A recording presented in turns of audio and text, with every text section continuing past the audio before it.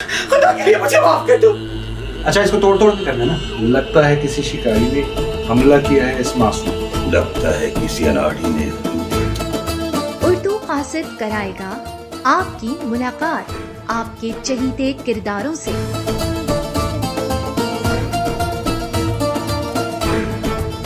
मशहूर Turkish drama अल-तगरुल गाजी उर्दू के script writer और डबिंग आर्टिस्ट होंगे हमारे साथ।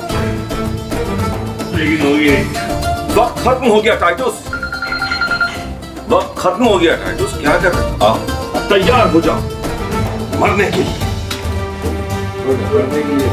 सुन लिया तुलगी, ये मुझे क्या था लाइन, क्या मुझे थी? नॉर्थ नाजाबाद तक लेके जा सकेगा? ये मुझे हमें लिंक लाइन तो बता दो। क्यों? अल्लाह सूरज की गर्मी, जी जी मौसम की ठंडक जी, और जी। आज शर से बचाए रहे। ताबिर शाम 5 बजे उर्दू कासिद के फेसबुक और यूट्यूब चैनल पर।